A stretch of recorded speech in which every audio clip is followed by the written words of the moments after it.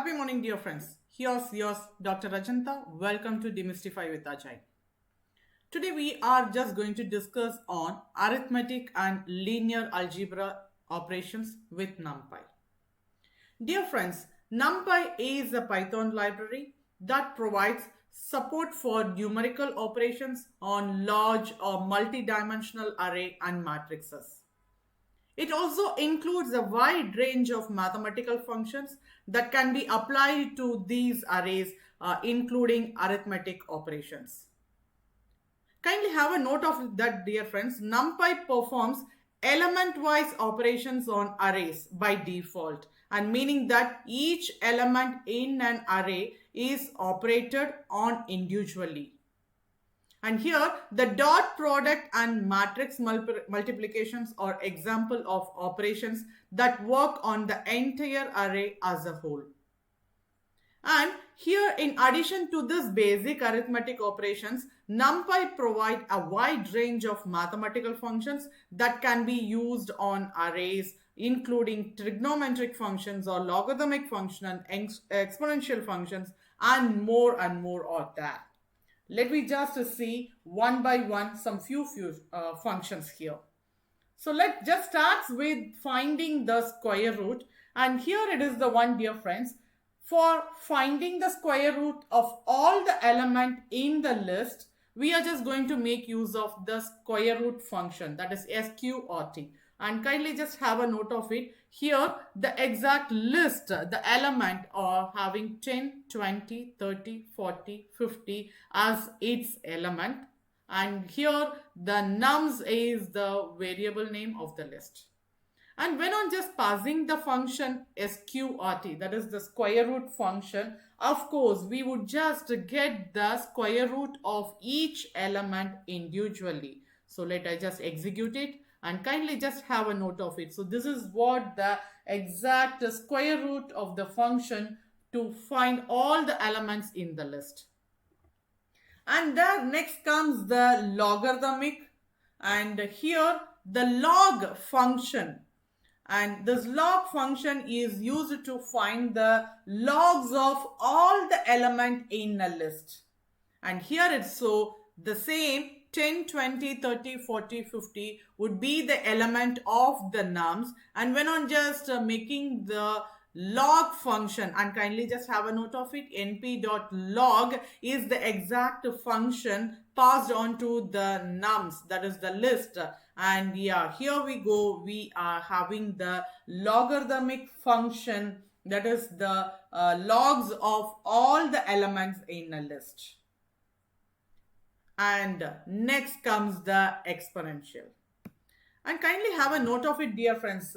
You can find the exponential of all the element in the list by taking the function exp, that is the exponential. And here we go, the same elements of the list are provided to the same nums as the variable of the list. And when on just passing the function, exponential function, to the list nums, and here we have the exponential of all the elements. And of course we are just getting it in the form of exponential too. Dear friends, you can find the sines and cosines of items in the list by using the sine and cosine functions respectively. And how to find it is, of course, the sine function. Here we are just going to pass it as like sin, and for the cosine function we have to pass cos. And when on just passing to the list, and yeah, we would just get the cosine functions and the sine functions respectively according to the element of the list. And here we go, the first one is the sine function of the list element 10, 20, 30, 40 and 50, and the next one it just shows the exact execution of cosine function of it. And it just all are simple, very simple to be that just passing the function. But here we are having the main function as linear algebra operation. Kindly have a note of it, dear friends. See, data science makes extensive use of linear algebra. The support for performing advanced linear algebra functions quickly and effectively makes NumPy one of the most routinely used library for data science. And here we are going to discuss some of the most linear algebraic operations with NumPy. And first of all, let me just move on to the matrix dot product. To find a matrix dot product, you have to pause on to the function dot.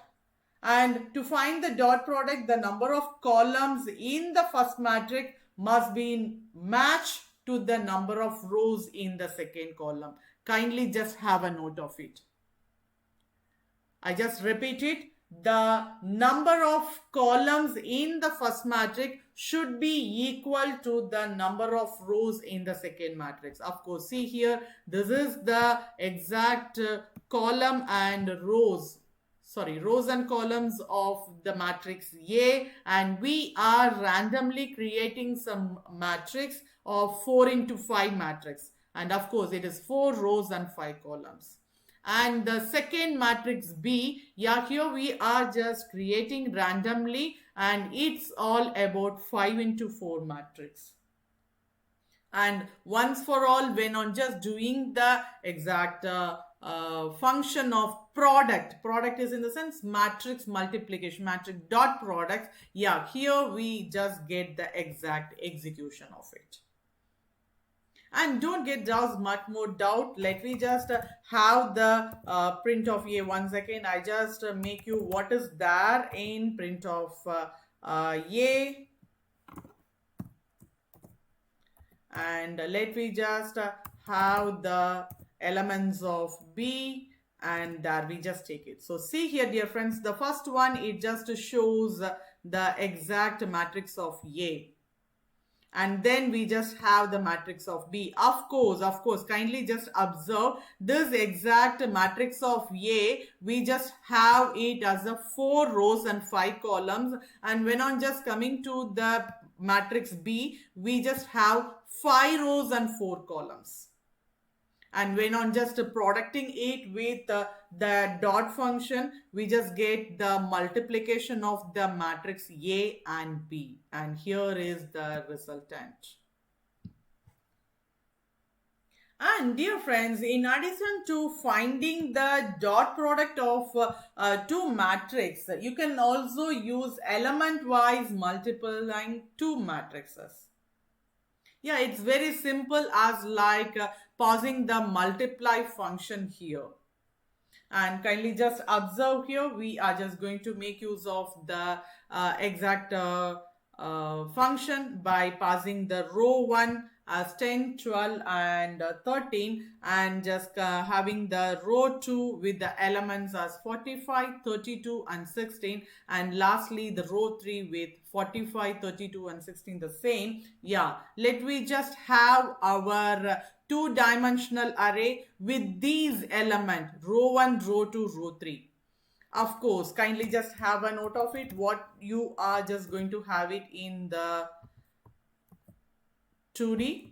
And then we just go for the multiply function, where this multiply functions would just make it multiply of itself. Multiply of itself as like element wise multiplying matrix. Yeah, this is one matrix of 2D dimensional with row 1, row 2, row 3, and after that multiplying by itself, that is element wise multiplications. So here we just get the exact answer, and kindly have a note of it. This is the multiply of 10 into 10, we just get 100, and 12 into 12, we just get 144, and 13 into 13, we just get 116, and as like that, this is an element-wise matrix multiplication where we have just used the function multiply. And there we just have the matrix inverse. Dear friends, here we are having one of the main function as a linear algebra function, which we are just going to make use for matrix inversion. And to find the inverse of a matrix, we are making it the combination of linear algebra dot NIV. This is the exact function. We are going to pass it. Of course, yeah, we are having the exact exact two-dimensional array, and that is the matrix, and here with row 1, row 2, row 3 as to the top given. So let me just first we have what there in this nums 2D, that is two-dimensional, and once after inversing it, what we just get, yeah, let I execute it, and let me just see it here. Kindly have a note of it, dear friends. So this is what the exact matrix of the given 1 2 3 5 2 8 and 9 1 10. And kindly just observe, dear friend, there is not a normal inversing of that matrix. Here we are using the linear algebra operations with this NumPy, and of course we are just passing it to the exact two-dimensional array here. And next we just have the determinant function. Yeah, for determinant function also we are in need of the linear algebra and to have the determinant. And of course, dear friend, here we are having the same columns or same rows and to the top element of row 1, row 2, row 3. And here we have the two-dimensional array of row 1, row 2, row 3 with 3 into 3 matrix. And when on just calculating, that is evaluating the determinant of the 2D two-dimensional 3 into 3 matrix, and we just get one single value of the determinant. Of course, kindly have a note of it. This is what the exact determinant value of this given 3 into 3 matrix. Next, there comes the matrix trace, dear friend. So here, matrix trace, the trace of a matrix refers to the sum of all the elements along the diagonal of a matrix.